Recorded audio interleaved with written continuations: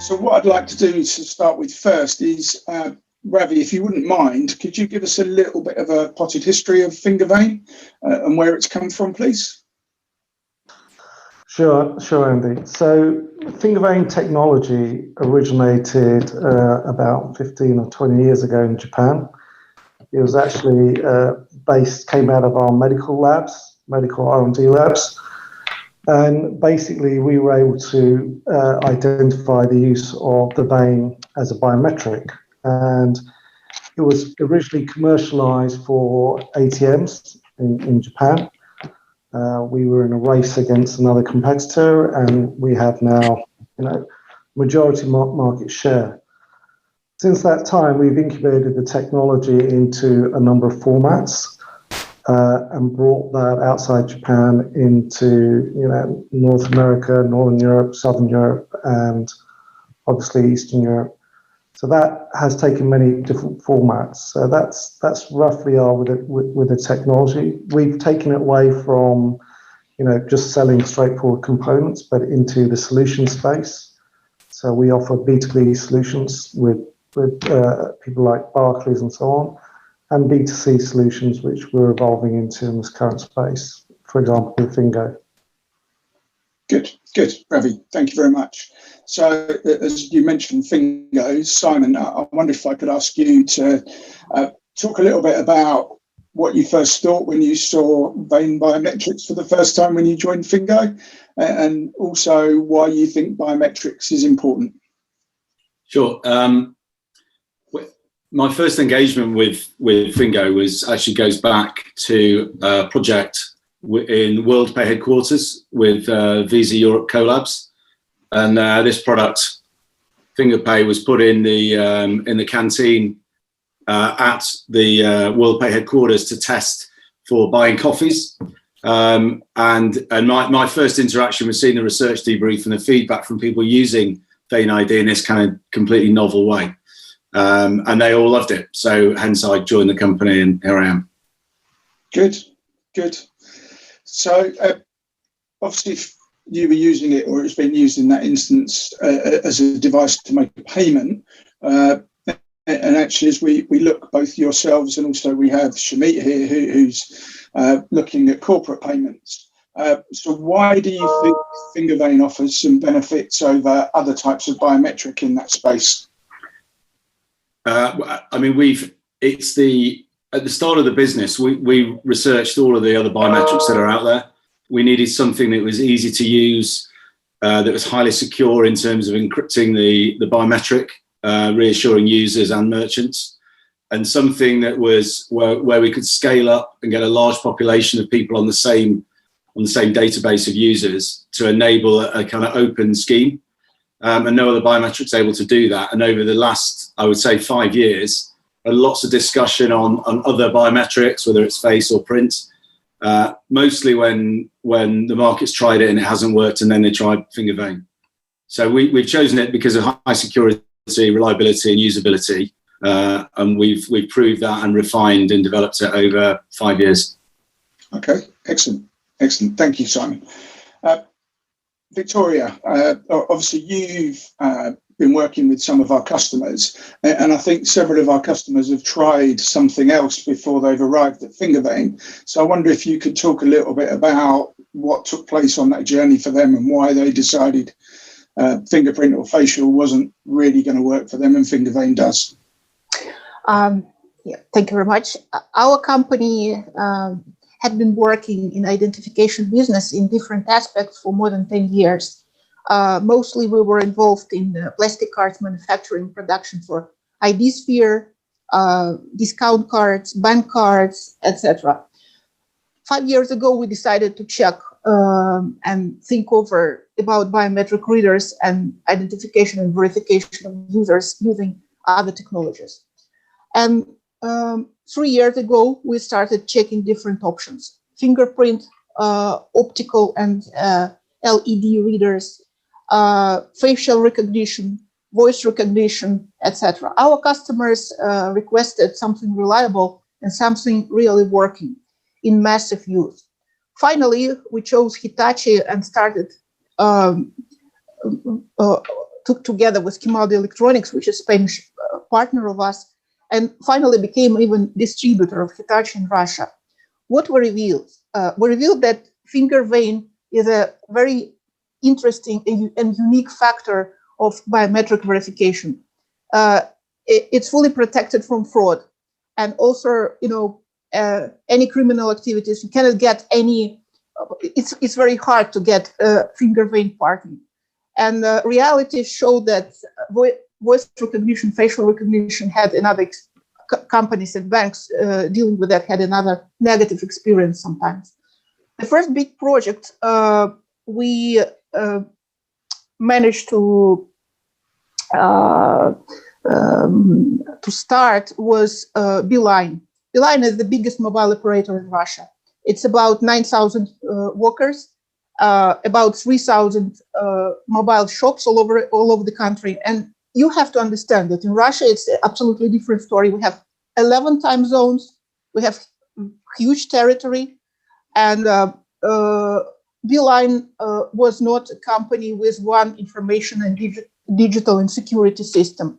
There were more than 700 different formats and standards and information systems within the company. Because from the very beginning, it was combined of 3 different companies we joined together some years ago. Finally, it was a really difficult story because different standards, no internet web connection in all the places, like remote settlements and cities.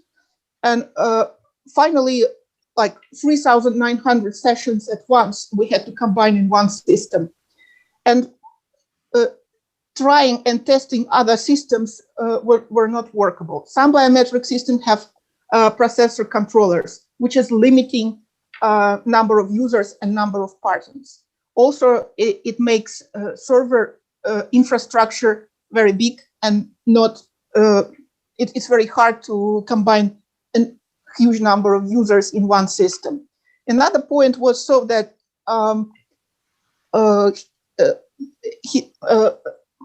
there were fraud cases, for example, with fingerprint. In some places, in some shops, we really revealed it, and it was really negative.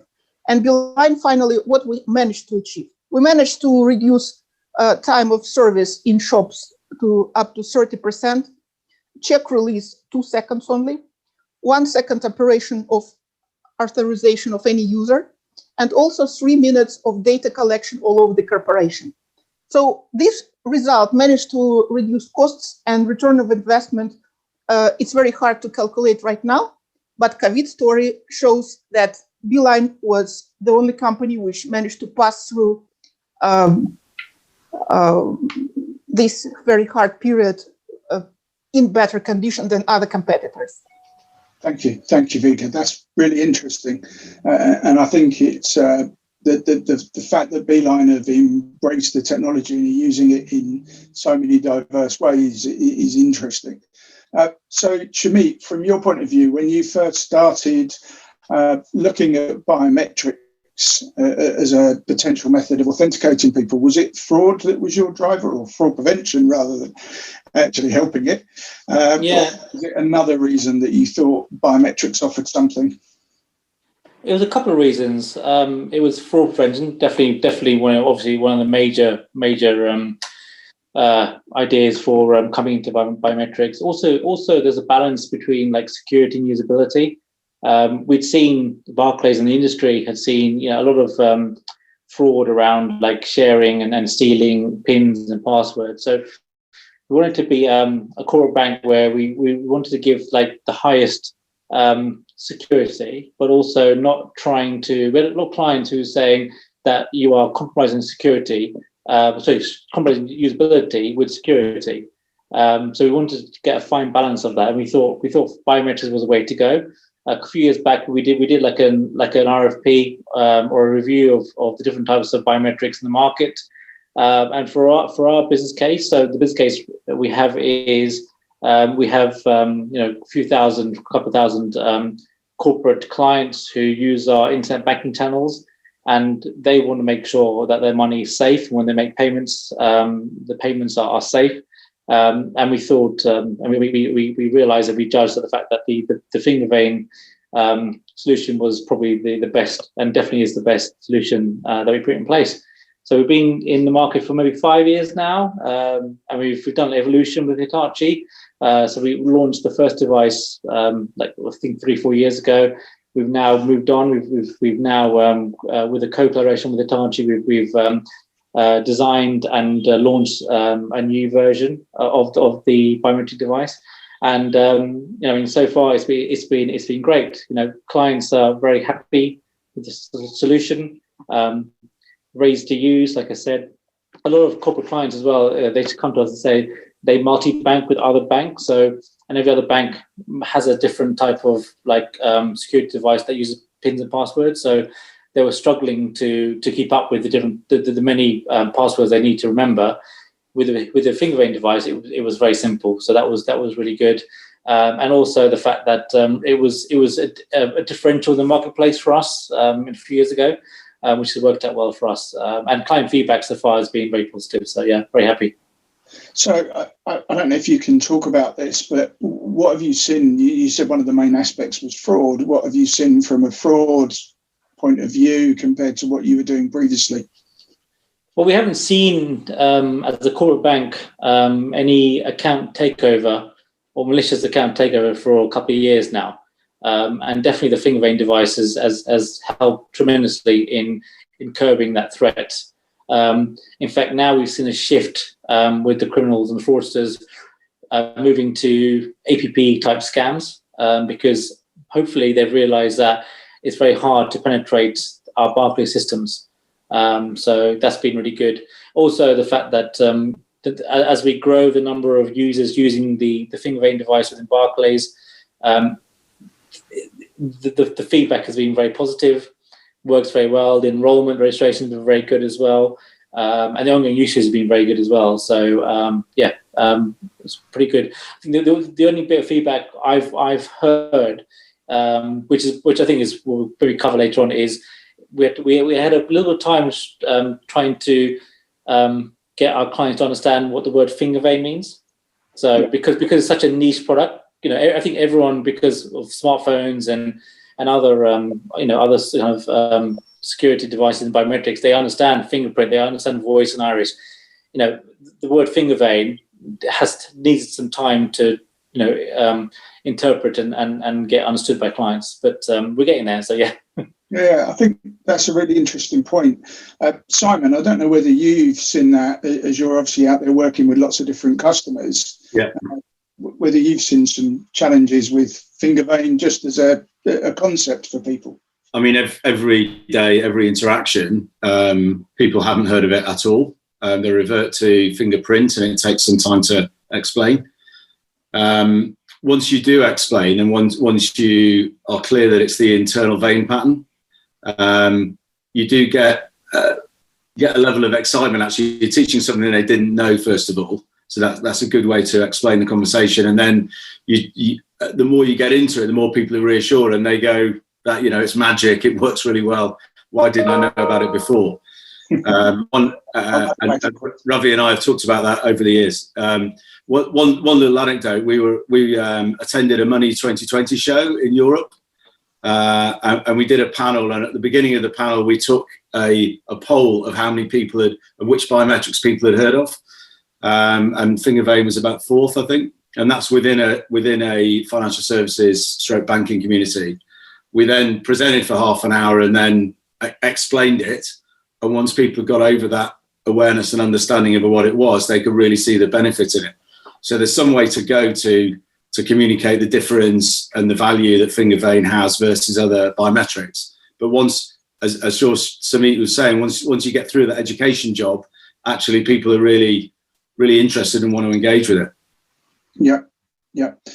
So I think, Ravi, can I bring you back in here? I think it would be interesting for you to talk a little bit about how the marketplace has evolved and changed, and if you think we're starting to see more interesting finger vein, as I think, as both Shamit and Simon have said, it's still the sort of mysterious cousin of the biometric world. Yeah, sure. Yeah, I think, Andy, where we started and where we are today is vastly different. Where we began was, Hitachi is a brilliant technology company. We're an awesome engineering company. Our marketing is somewhat in stealth. So we sort of look at the market, bring new technology and try and marry the two. Now, there are many established players out there like Print, Face and so on who we've had to compete against. And it's creating that sort of awareness in the marketplace, that thought leadership. And we do it by not shouting about it. We do it with the quality of our product, with the usability of our product. And in this case, with Shani, Simon and with Vika, they've all said, it's a highly usable product. And people understand, they keep mistaking it. Is this a fingerprint reader or is it a finger vein reader? And you explain vein and they say, okay, I get that. Why is this better? Well, this is much more usable. This is much more secure, and it does, an array of functionality which sits head and shoulders above the rest.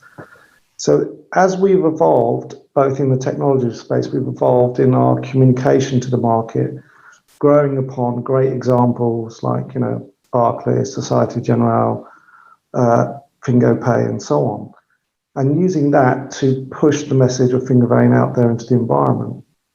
10 years ago, nobody had heard of Finger Vein in Europe. Now it's on most dominant, quadrants in terms of which biometrics place where. And Finger Vein is the fastest growing technology in terms of biometric space at the moment.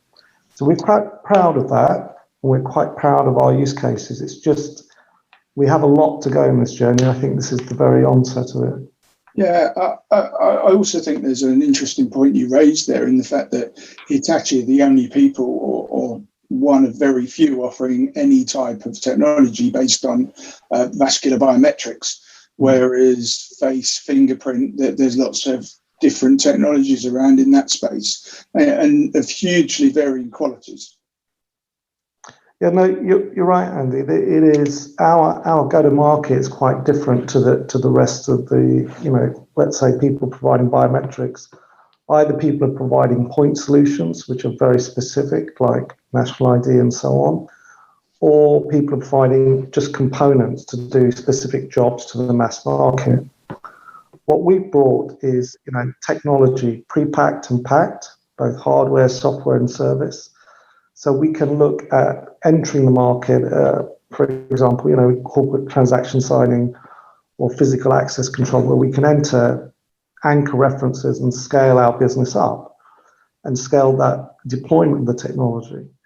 And we are very different as a company, enabling to do, the whole package end to end, because we put our name to it and we say, look, this is a Hitachi solution. It is not just we're an SI and we provide bits and pieces. We do the whole, from the requirements to the delivery to the support and onwards. And that's where we get the trust and the expansion. Good. Thank you, Ravi.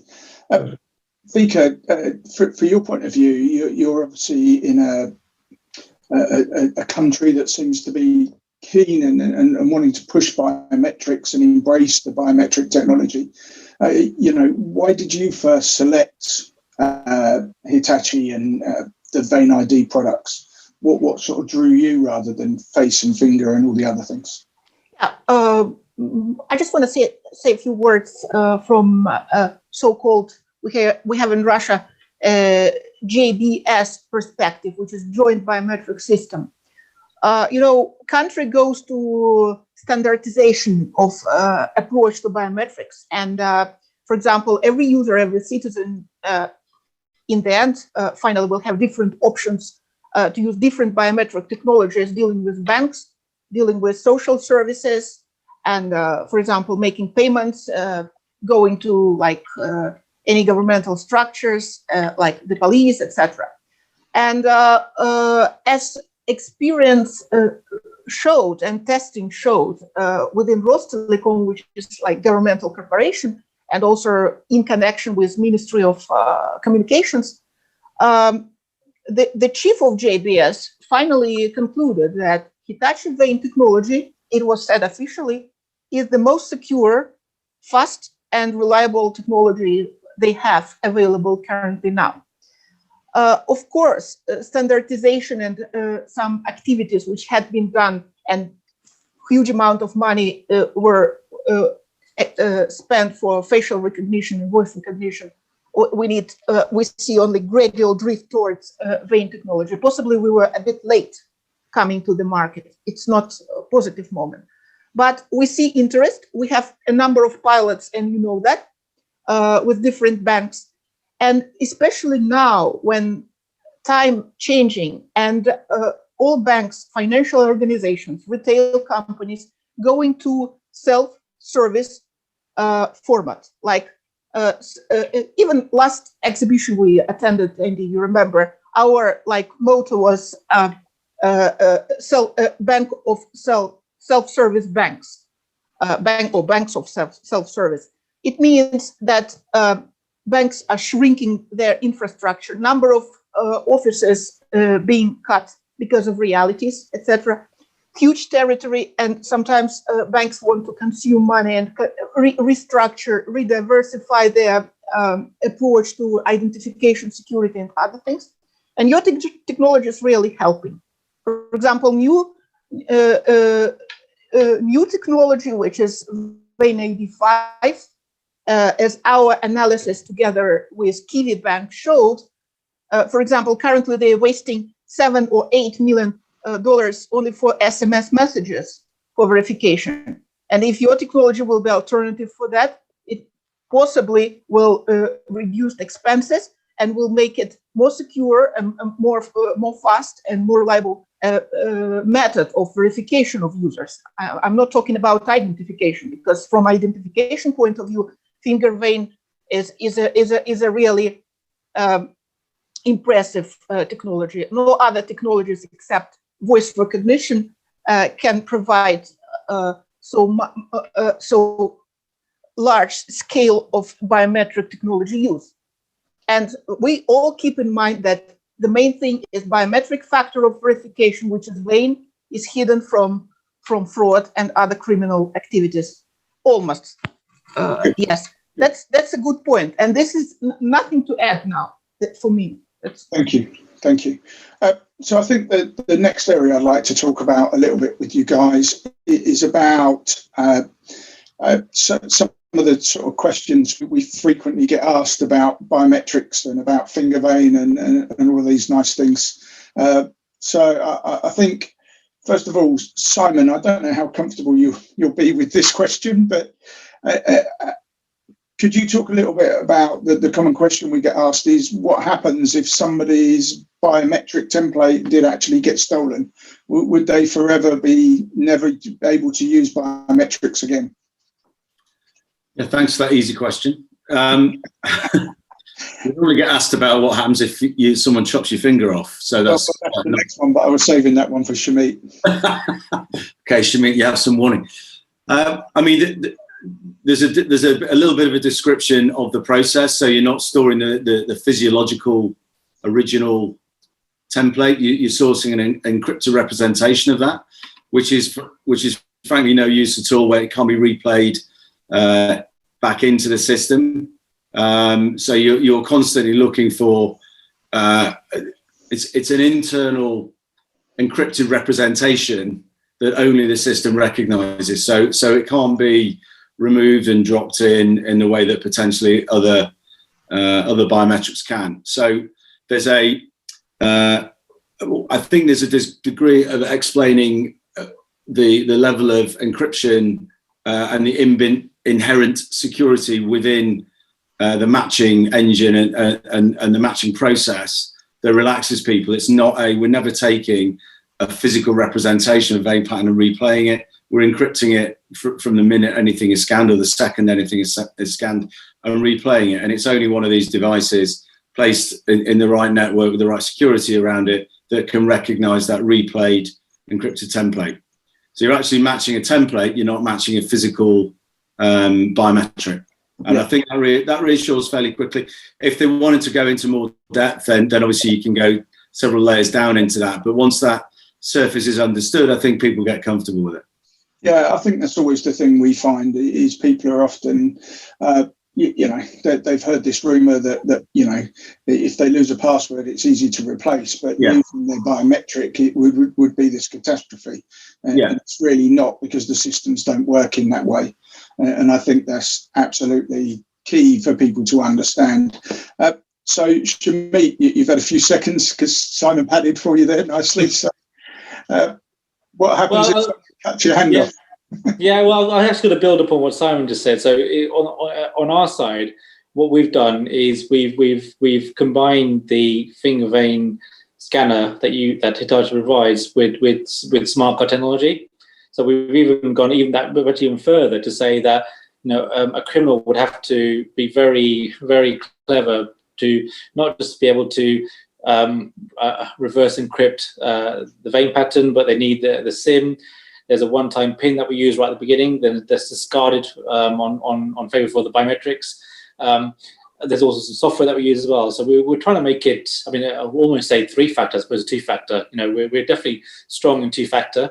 But in a way, in the way we've designed the finger vein device and how it works with Barclays, it's almost going that one step further, which has been a key to kind of making sure that it's very secure. So your question is around if your finger gets cut off. So I like the fact that we've got liveness detection in the device as well. Basically, it means that for it to work, it needs blood flowing through the veins in your finger. If you, not to be blunt, but if you cut the finger off, then the veins collapse, and then there's no vein pattern to be read. So it simply cannot work. That's kind of like where we are. So good. Yeah, good answer. Thank you. I think the other one, Andy, if I could just jump in there as well, is the comparison with other biometrics. Maybe you'd come on with that, but it can't be acquired without your knowledge. There's lots of discussion around face, particularly in privacy law. And also, it is possible to lift a fingerprint from a glass, or even from a really good camera at distance can take and capture the print. So it's the internal nature of it as well that actually really reassures and provides a point of difference. Yeah, I think that's an very important aspect, Simon, the fact that it can't be taken without someone's knowledge. And I think there's another aspect as well, Ravi, I don't know if you want to comment on this a little bit, is the fact that because VeinID is not used by law enforcement like fingerprints and facial and other things, do you think that offers some advantages to organisations looking for something that will make their consumers feel more comfortable? It's a really good point, Andy. I think at an enterprise level, there's two aspects there. There's obviously usability, we've discussed a lot, and security, because with enterprise that goes hand in hand. And secondly, they don't want to be associated with biometrics that are used for particular purposes like law enforcement, crime, even national ID, because there's a difference in adoption of biometrics between enterprise and, let's say, government services in whatever format. Government services are normally mandated you have to use A and B. They may not be the best ones, but they may be there for historical reasons. Enterprise gets to choose the best of the best, and they get to choose what works in the best of the best criteria within their environment. And that's where an enterprise, if you look at the big deployments around the world today, for enterprise, use cases, it is mostly finger vein, because we have been very powerful in that area to be able to provide highly usable solutions with great security. And again, as an enterprise, Shamit, Simon, Vika can judge this. Those customers will have brilliant experts, good usability, market data, and so they can say, well, this is what we want, rather than, where in a lot of government systems they're basing on historical data or maybe not on a fairly level playing field. But this is where we have excelled quite well at enterprise level. Okay, good. Maybe I think that's very, very true. The best of the best. I like that phrase. And I think, Vika, we've talked about the best of the best with the Ross Telecom JBS story where they talked about this was certainly the strongest biometric they've seen. But also, I think one of the areas that you and I have talked about is some of the slightly different use cases of biometrics away from what we've traditionally done. So obviously with Shamit and Simon, we talk very much about payments, but I think there's some other ideas that you had for access control and other systems as well. And I think with Beeline, we're talking about employee management, which is quite an interesting concept and a little bit different.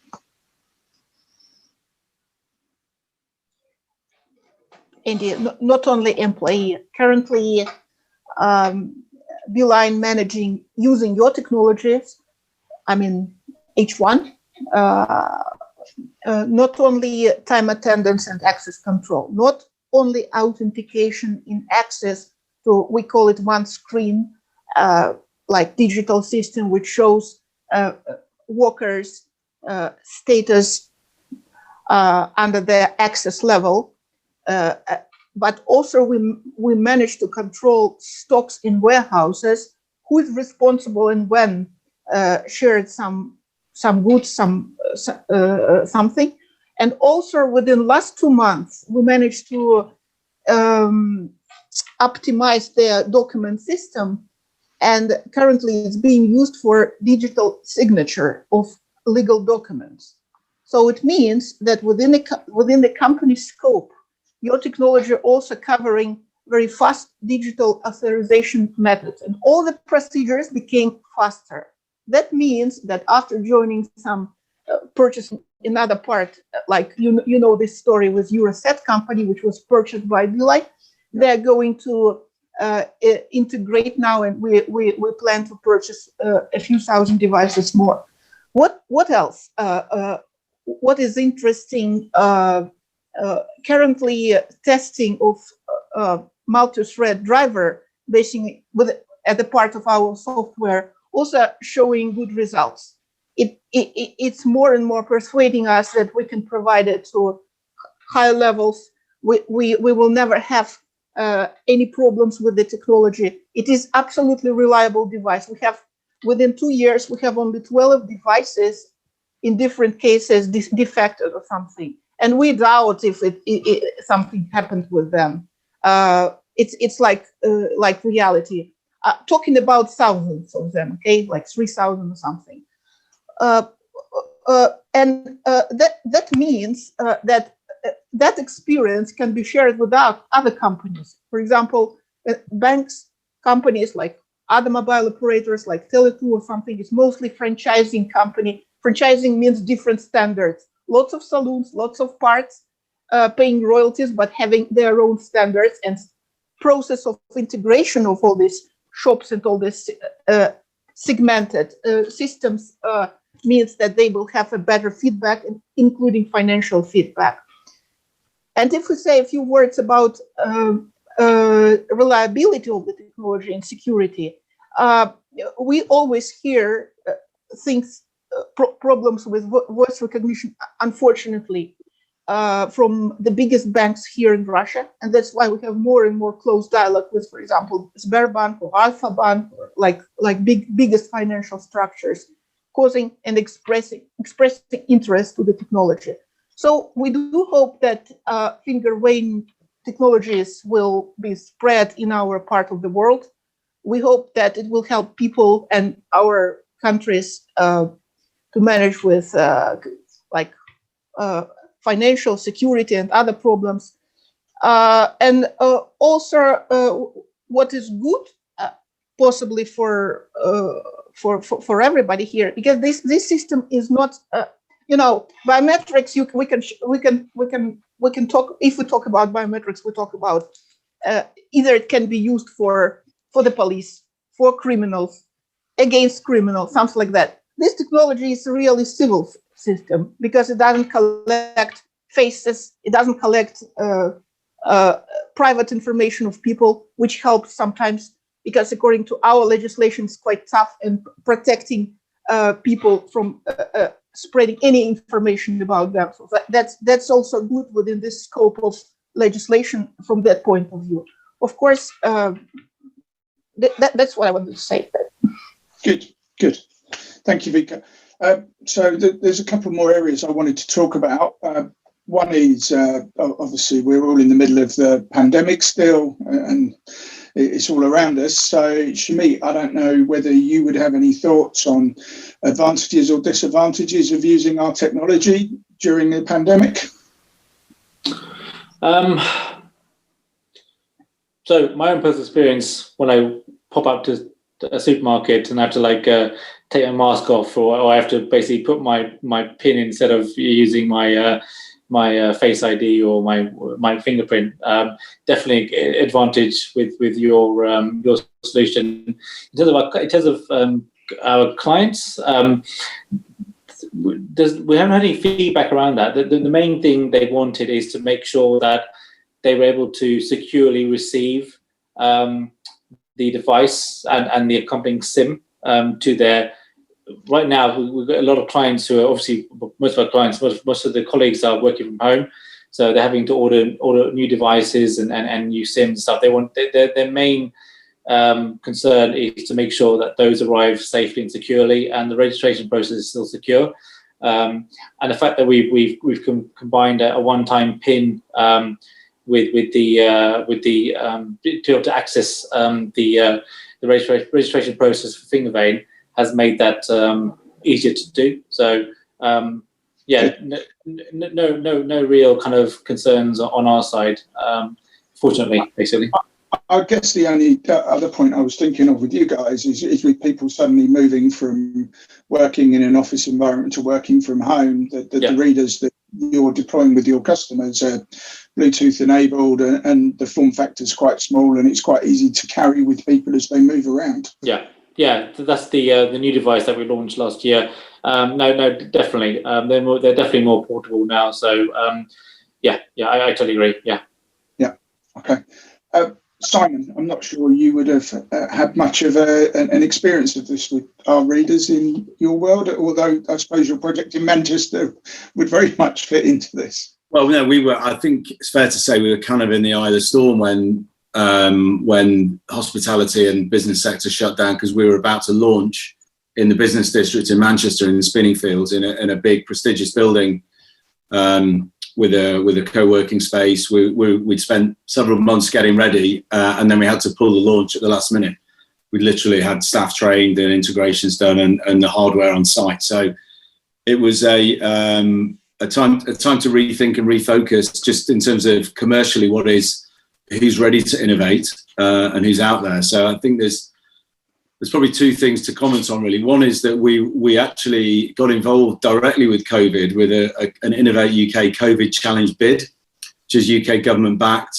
We joined a consortium, including a professor from Manchester University, to take identity technology using Finger Vein into a care home as a pilot to support monitoring people going in and out of the care home.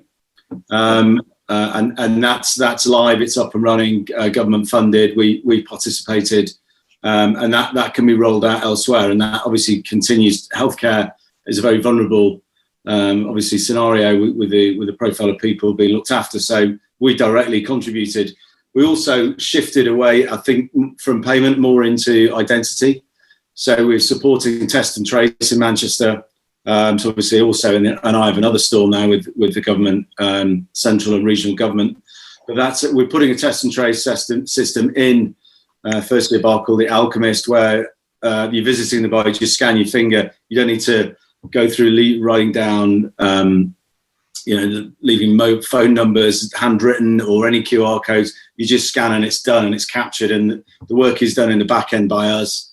So that was a big leap forward, and we have had to change the way that we operate, and as I say, become more identity focused with payment as an add-on rather than anything else, which has opened up actually an enormous number of new possibilities. So yeah, you have to be. I mean, we're a relatively small business, so we can adapt very quickly and launch new products very quickly. So it's been potentially a huge negative, but actually we've just learned along the way. actually probably in a better place now than we were 6 months ago in terms of product roadmap. Good. I think actually I wasn't aware of the care home one that you've done. I think that's really interesting. That's breaking news, to be honest, but the press release is due to go out next week. So by the time this goes out, it'll be signed off. But yeah, we won that in May, and we're just announcing right now because it's actually going in right now. So we'll talk about that offline because I think there's something we can do together on that as well. Okay. Some other applications. So, but I think that the track and trace one, some of the local bars and restaurants around here, you turn up and everybody's signed in as M Mouse and D Duck, and how's that going to help anybody? I think that the finger vein in that application of proving identity is something that is a really strong offering that we do, and something that's fundamental. And quite often we don't talk about that actually we're in the business of identifying a person and making sure it really is that person, and not the impersonator from Disney. I mean, I could come back on that a little bit, Andy. You might find it interesting, and the rest of the guys. We worked on an age verification project as well. So anywhere in the UK under UK law, the only way to prove age previously was driving license or passport.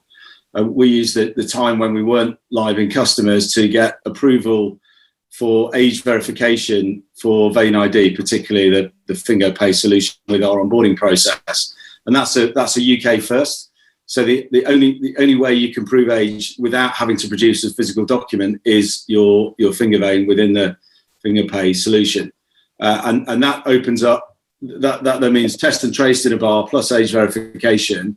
It also opens up some other fascinating use cases around in grocery around self-serve checkout. One of the slight hangovers of trading standards legislation is even if you're, whatever, 50, 60, 70 years old, you want to use a self-serve checkout and buy one bottle of wine, you get stopped and someone has to come and swipe, and they may or may not check a document. So we're working to introduce the finger vein technology with age verification into those kind of use cases and getting some really good feedback.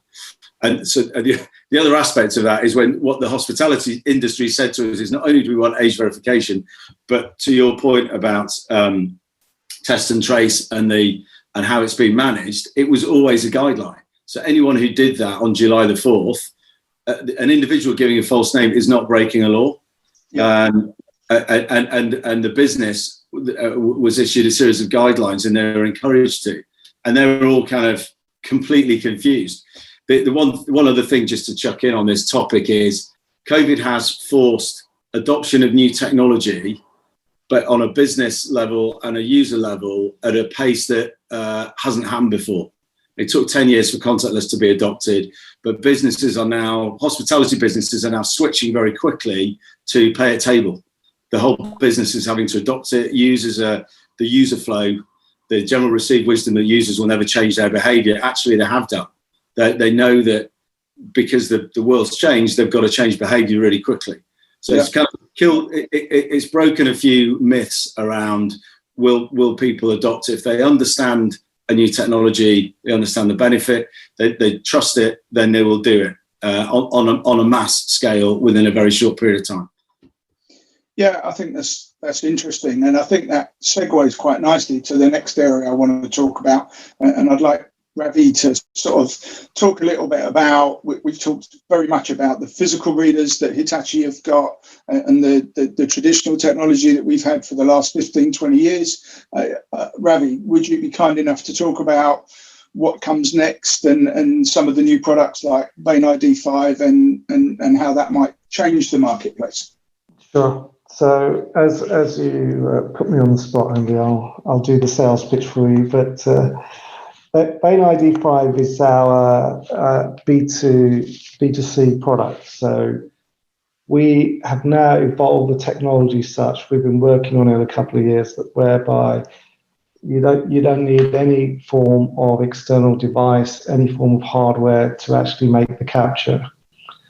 As we've been going through this journey, our direction is always to remove the piece of this hardware to make it to use an environment which exists. So whether that be on your laptop or on your phone or anything with a camera, an iPad, etc. So we've launched the technology into the marketplace. We are right at the beginning of this journey. And basically what this does, it reads the vein pattern in your fingers just by presenting your hand to a standard desktop camera or, to your phone. So it reads those patterns, doesn't use anything else except for the standard onboard camera, standard processor, just using some super algorithms we put together in Japan and brought those to market. So we're launching it primarily in the space of password replacement and strong authentication. So that is what we're evolving in the next couple of years, and we're all quite proud of that. And yeah, I think we're all very excited, aren't we? Very. So, Vika, you and I have sat with some customers and we've shown them this. What do you think it does for the marketplace of biometrics and finger vein? Yeah, for example, for financial market, it's a real revolution, because currently, for example, most operations here being done by mobile bank or bank client, sometimes by ordinary users. As I have said before, banks have to waste millions and millions of dollars for SMS messages and verification of users. In case if this technology goes and becomes spread, it's a real good consuming instrument of verification of users. Of course, it should cost money, but it will make. I do hope that it will make a real revolution in verification sphere for banks, for example. Current analysis from a couple of Russian banks like Sovest and Kiwi. Kiwi is quite, like PayPal in the West. It's like that. They use web instruments a lot, and people remit money. And in case if that instrument works, and relatively currently we see that it's a really vital necessity for them, because they have said financial system shrinking, banks diversifying, switching to self-service instruments from ATM digital, like machines printing bank cards, like we have here. It's printed by terminals. People can print cards by itself, not going to banks directly. Similar story with web applications. And if vein recognition technology goes to this format, I think it should be a really impressive thing. Yeah, I know we had quite a long conversation with one of the banks about, whilst they could use the standard biometrics on a phone, they were a little bit afraid of the biometrics that exist on the phone, because they had no control to set their own checks and balances, and they were just really trusting what the phone manufacturer had chosen. So I think that's something we've seen. Shamit, you've seen the technology a little bit. I don't want to put you in a position where you're sort of telling us that you know, are you buying it or not buying it this week? But I wonder if you have some thoughts about potential applications for it that might be banking or might even be outside. Yeah, I mean, well, speaking from a banking point of view, I can definitely see the application. I like your last point, Andy, around the fact that whether companies want to trust the native biometrics installed on the phone, and that's obviously a hard point. I know, like one example is, all the technology I know about with the phones, you can install not just one biometric pattern, but maybe 2 or 3, which means that you could basically allow your kids to basically have access to your phone, and therefore your kids could have access to your banking application. So that's obviously an issue. So I see what I like the idea of having a native biometric built within the app, something that you can control as a company, and it's generic, independent of what device manufacturer model that the endpoint user is using, which is kind of where I'm looking at. I think from the Barclays point of view, you know, we're looking to build our mobile strategy and our mobile growth base, and I see this as being a key point, because ultimately, from the corporate banking point of view, we need to ensure that the security is still high.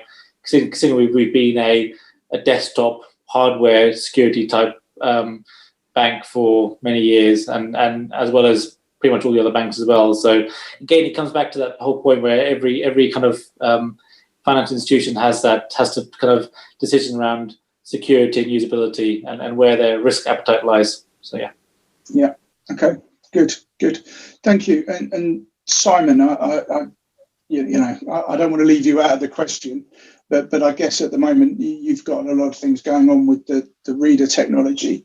Whether it's becomes something for you, I guess, is a longer conversation in the future. I think I guess, given my role in the business is business development and sales, and driving that in the short term, we're very much focused on this generation of product. There's a long way. It works. It's not out there. There's a long way to go. So we're curious to watch how the VeinID 5 evolves, and whether we can use it as an additional factor in some use cases, or not. I don't know. I mean, I think it's really, as we talked about at the beginning of the discussion, just general awareness of VeinID as a really high security biometric benefits the whole kind of ecosystem and all the partners. So we're watching with interest, but we'll stick with our product as it is just now. And I guess that was going to be your answer, and I think that's smart, I guess, for a little bit. So I'm aware we've sort of taken up the sort of 45 minutes or so that we wanted to have for this discussion. I've covered pretty well everything I wanted to do. Is there anything anybody wanted to say before we wrap up? I think for me, the key driver is pushing that demand. So we've talked about the public not being aware of the word finger vein. What I found as well over the last year or so, doing some client feedback or customer feedback, is a lot of people don't even know the word biometrics, right? So most people know the word. Yeah. I'm sure everyone's got an Android phone or an iPhone, right? So everyone knows the words Face ID, Finger ID, fingerprint recognition, facial recognition, or facial identity or finger identity. But the umbrella term biometrics, what I found is people don't understand that. And then when you then explain that to them, and they go, no, I know it. And then you start by starting the second chapter, which is around finger vein. They're like, hang on a minute, you lost me again, right? I thought you were talking about fingerprint or facial, that's been something that we've been trying to, in terms of trying to increase adoption within my area. It's all around the terminology and what we use, and trying to bring the terminology finger vein into the market in such a way that the public know it, as well as they know facial recognition, fingerprint recognition. So and to be honest, Shami, that's exactly why we're all sitting here today. And the idea behind these videos that the guys have set up, it's about making the market aware of what's available, and making the and giving them a chance, and people like yourselves that are the cutting edge of this technology to explain why it's there and what it does and the benefits. Yeah. Completely. I mean, just to jump in on that as well. I mean, the more people are familiar with it, the more they feel comfortable with it. There's got to be that level of anxiety around anything new is understandable. There's an education job that needs to happen, but in a subtle and reassuring way. But to start with it, I mean, most people's starting point is they haven't even heard of it, particularly in a B2C context. So there is a big kind of marketing job and a big communications job to explain and reassure, and familiarity will build over time. But it gets crowded out, and it gets dominated by smartphone, because that's such a whatever, I think it's 80% of the population, certainly in the UK, have a smartphone, and all of those have some kind of biometric. So it's repositioning that actually biometrics exist outside of that and outside of law enforcement. And that's the challenge. Definitely. Vika, was there anything you wanted to add? I just want to say a few words as a company owner. I'm always afraid how technology will show itself on the market. I can tell you that currently more than 50,000 people using Hitachi Vein technology in our country. I'm not afraid at all because it works perfect. It is really secure, and it is really impressive. And feedback for our customers are also impressive. What else? I would like to see your technology more in access control and security and time attendance markets, like wall readers and all these technologies, because currently we have a real vital necessity in demand. For example, you know, Andy, we have joint project with Rosatom, which is huge corporation here, energy, and also high-tech corporation. They make neutrino engines. It's boom, like very impressive thing. But that you're more concentrated in identification and verification office standard market. It would be nice to have you in access control, and we work on this point. We hope we together we achieve certain level at this point. And that's it. I just have nothing to say. Thank you. Great. No, Vika, thank you. Ravi, would you like to wrap things up for us a little bit? That's very kind. I mean, I think first, thank you for everybody, you know, for your input and your comments, and you know, a lot of you, you know, I've known for some time, and we've come on a great journey together. And I've got to say thank you to the innovator guys who's given us your trust. We now have fully fledged deployed solutions in your regions and your enterprises. And, you know, Hitachi stands by its brand and its quality.